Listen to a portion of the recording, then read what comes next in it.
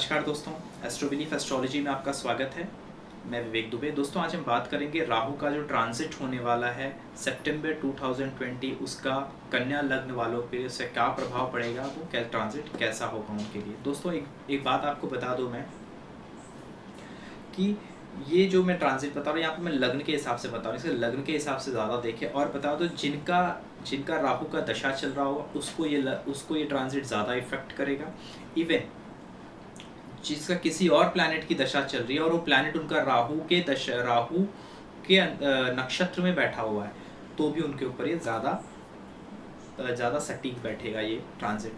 तो शुरू करने से पहले एक छोटी सी इन्फॉर्मेशन दे दूं दोस्तों, अगर आपने मेरे इंस्टाग्राम प्रोफाइल पे विजिट नहीं किया है तो लिंक मैंने डिस्क्रिप्शन में दे रखी है, उस पे जाके विजिट करिए। काफ़ी इंटरेस्टिंग एस्ट्रोलॉजिकल पोस्ट है जिससे आपको आपकी एस्ट्रोलॉजिकल नॉलेज भी बढ़ी और हर एक योग के बारे में हर चीज़ डिटेल में मैंने वहाँ पे काफ़ी चीज़ें दी हैं जो आपको काफ़ी अच्छी लगी। तो एक बार विजिट जरूर कीजिएगा और आपके जीवन से जुड़े हुए जो भी इम्पोर्टेंट मुद्दे हैं, जैसे कि मैरिड लाइफ हो गई, वेल्थ हो गया, हेल्थ हो गई, आपकी प्रॉपर्टी हो गया, इन सब चीज़ों से विशेष मुद्दों से आपको मैंने ऑलरेडी वीडियोस दे रखी है। तो आप मेरे चैनल को ज़रूर चेक कीजिएगा। आई नोटिफिकेशन में मैंने लिंक दी है, वहाँ पे भी कुछ वीडियोस मैंने डाले हैं, आप देख सकते हैं। तो दोस्तों टॉपिक पे आते हैं। कन्या लग्न की बात हो रही है। यहाँ पे लग्न के मालिक हैं बुध देवता और राहु की कोई विशेष शत्रुता है नहीं बुध देवता से। तो ज़्यादातर जैसे कि इस कुंडली में राहु कोई विशेष बुरा प्रभाव नहीं दे पाते हैं या फिर नहीं देते हैं। डिपेंड अपॉन द मैं कहूँगा depend upon the your chart. आपका पर्सनल चार्ट कितना खराब है उसके लिए नहीं कहा जा सकता, लेकिन फिलहाल मैं इस पे बात करते हैं। तो राहु यहाँ पे आपके नवम भाव पे आ रहे हैं, जहाँ पे 2 नंबर लिखा हुआ है, वो आपकी कुंडली का 9वां भाव है। 9वां भाव जो होता है दोस्तों, एक हमारी ज़िंदगी में जो हम धार्मिक कार्य करते हैं उनसे जुड़ा हुआ होता है। पिता से मिली हुई जो हमें एक विरासत मिलती है, विरासत इन द सेंस जो धर्म के रूप में, संस्कार के रूप में, ट्रेडिशन के रूप में जो हमें मिलता है, वो 9th हाउस से देखा जाता है। हमारे टीचर्स, हमारे गुरुज जो होते हैं वो 9th हाउस से देखी जाती है। दूर दूर की यात्राएं, यानी कि जो दूर की यात्राएं, देश विदेश की यात्राएं या फिर तीर्थ यात्रा भी कह सकते हो आप, ऐसी कोई जो यात्राएं होती हैं वो 9वें भाव से देखी जाती हैं। 9वां भाव एक तरह से भाग्य भाव माना जाता है। लग्न के बाद एक तरह से इसका बहुत महत्वपूर्ण, हम इसको बहुत महत्वपूर्ण समझते हैं। हमारे भाग्य भाव को दर्शाता है। ठीक है, अब आपको बता दूं यहाँ पे जो साइन पड़ रही है कन्या लग्न वालों के लिए, 9वें भाव पे जो राशि आती है वो आती है शुक्र देवता की राशि वृष राशि। जो वृष राशि है, मैंने कहा जैसे काल पुरुष कुंडली में वो जो दर्शाती वो धन को दर्शाती, होल्डिंग वेल्थ को, यहाँ पे वो 9th हाउस में आई है। तो एक बात आपको बता दूं, जैसे कि जो राहु है 9वें भाव में, 9वां भाव राहु के लिए एक तरह से मृत्यु कारक होता है, यानी कि यहाँ पे कोई खास रिजल्ट नहीं दे पाता है।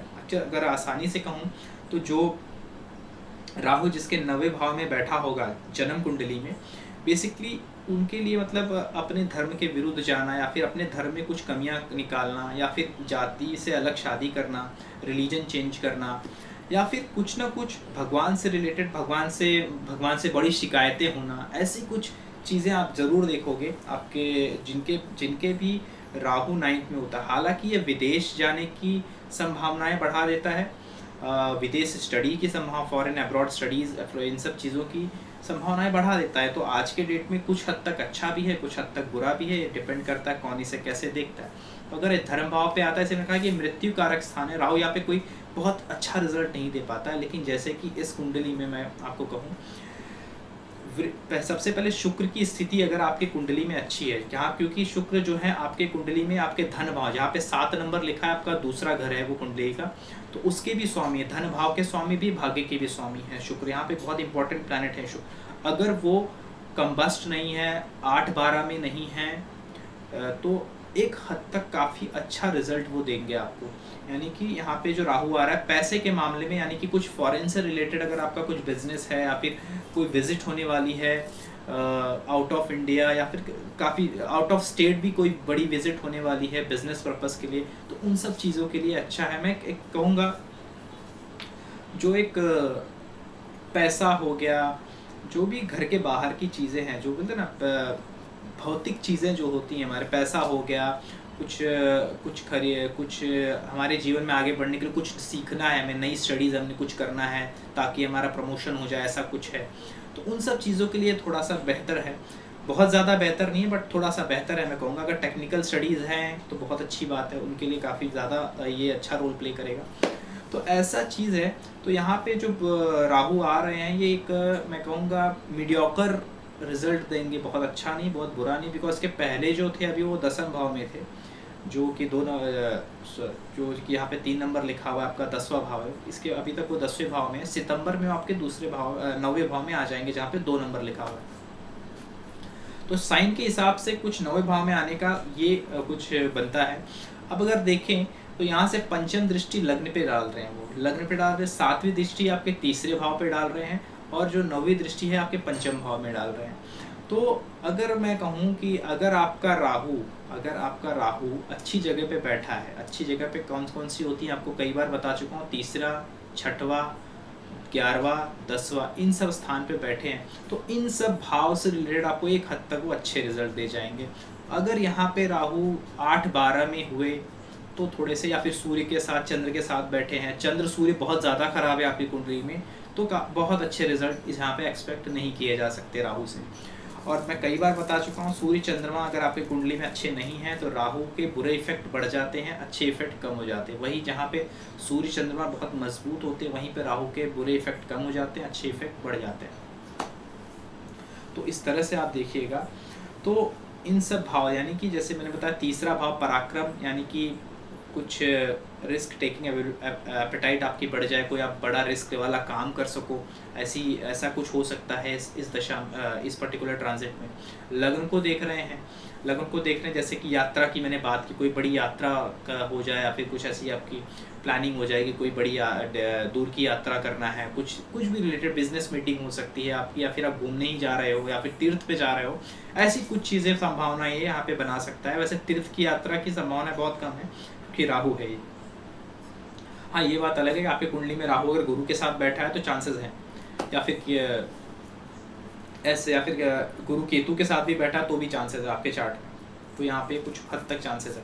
अब देखिए यहाँ पे जो राहु है, इनिशियली ये मंगल, फिर चंद्रमा और सूर्य तीनों के नक्षत्र से गुजरेगा दोस्तों। तो अगर ये तीनों प्लैनेट आपके चार्ट में अच्छे से हैं, अच्छे से मतलब मैं कई बार बता चुका हूँ, जितने भी क्रूर प्लैनेट हैं, क्रूर यानी कि जैसे कि क्रूर प्लैनेट कौन है भी, मंगल क्रूर प्लैनेट हो गया, सूर्य भी एक तरह से क्रूर प्लैनेट में ही आता है। तो ये लोग छठे, 10वें, 11वें बहुत अच्छा रिजल्ट देते हैं, या तो फिर त्रिकोण भाव में पंचम नवम में हो तो भी अच्छा रिजल्ट देते हैं। चौथा भाव, दूसरा भाव उतना अच्छा रिजल्ट नहीं, पहले भाव में भी एक हद तक काफ़ी बेटर रिजल्ट देते हैं, मंगल या सूर्य बैठे हों तो बहुत अच्छा रिजल्ट देते हैं, लग्न में बैठे हों तो लेकिन यहाँ पे मैं आपको बता दूं, मंगल को आप ध्यान से देखोगे तो मंगल इस कुंडली में जो है वो फंक्शनल मैलेफिक है, यानी कि वो आप देखो अष्टम भाव का स्वामी है, वो अष्टम भाव का स्वामी यहाँ पे बना हुआ है, जहाँ पे 1 नंबर लिखा हुआ है वो आपका 8वां भाव है, वहाँ का स्वामी है। तो जब मंगल के नक्षत्र से राहु का ट्रांजिट होगा तो ये पीरियड कुछ खास अच्छा नहीं हो सकता, मैं कह सकता हूँ कुछ सडनली प्रॉब्लम भी जीवन में आ सकती है, तो थोड़ा ये सावधानी का समय रहेगा मैं आपके लिए कहूँगा। उसके बाद चंद्रमा के जब उससे ट्रांजिट करेगा तो ये कुछ फ़ायदा वाला रहेगा, बिकॉज चौथा भाव जो है वो आपका 11वां भाव है, 11वां भाव जो होता है प्राप्तियों का भाव होता है, और राहु का काम भी है कि डिज़ायर की पूर्ति करना, और यहाँ भाग्य भाव में बैठ के वो चौथे भाव से अगर वो कनेक्ट होता है, चंद्रमा के नक्षत्र से जाता है, तो फोर्थ हाउस से रिलेटेड जो भाग्य के रिजल्ट होते हैं, यानी कुछ चीज़ आपने प्लानिंग की है कि ये मेरा काम हो जाए, या फिर ये कुछ डिज़ायर है आपके पैसे को लेके, किसी भी भौतिक जगत से लेके कुछ भी अभी अभिलाषा है कि वो मुझे मेरी पूरी हो जाए, तो बहुत चांसेस है कि इस टाइम पे जब वो चंद्रमा के नक्षत्र ट्रांजिट कर रहे होंगे तो हो सकता है यहाँ पे वो इस चीज़ को वो पॉजिटिवली आपको दे जाए। बट इसमें भी चंद्रमा 8-12 में नहीं होना चाहिए, छठे में नहीं होना चाहिए, चंद्रमा कंबस्ट नहीं होना चाहिए, चंद्रमा नीच का नहीं होना चाहिए, ये सब चीज़ें ध्यान दीजिए। या आपकी कुंडली में चंद्रमा राहु के साथ ही ना बैठा, ऐसा नेटल चार्ट में ऐसी पोजीशन चंद्रमा की हालत ख़राब नहीं होनी चाहिए, तो अच्छे रिजल्ट्स मिल सकते हैं। सेम जब सूर्य के नक्षत्र से ट्रांजिट करेगा, सेम लॉजिक आपको लगाना है, सूर्य गलत भाव में ना हो, सूर्य राहु केतु के साथ आपकी कुंडली में ना बैठा ये, और सूर्य नीच का ना हो। सूर्य नीच का कहा होगा, दूसरे भाव में सूर्य अगर बैठा होगा, तुला राशि है तो वहाँ पे नीच का हो जाता है। और आपकी कुंडली में अगर राहु केतु के साथ सूर्य बैठा है तो सूर्य को काफ़ी हद तक सूर्य को खराब कर देता है। तो ऐसी स्थिति में अच्छे रिजल्ट ज़्यादा एक्सपेक्ट नहीं किए जा सकते। कारण यह है क्योंकि सूर्य भी जो है 12वें भाव का स्वामी है आपकी कुंडली में। तो 12वां भाव यहाँ पे एक संजोग में बार बार जो कह रहा हूँ, ये कोई दूर की यात्रा, विदेश की प्लानिंग से रिलेटेड कुछ के वो सब करा सकता है, उनके लिए वो अच्छा है। अदरवाइज अगर मैं कहूँ तो ये जो ट्रांजिट है एक मीडियोकर ट्रांजिट है, बहुत बुरा नहीं है, बहुत अच्छा भी नहीं है, ठीक ठाक रिजल्ट देगा। तो दोस्तों इस वीडियो के साथ मैं आपसे अलविदा लेता हूँ, मिलते हैं नेक्स्ट वीडियो में। चैनल को जरूर सब्सक्राइब कीजिएगा। Thank you so much.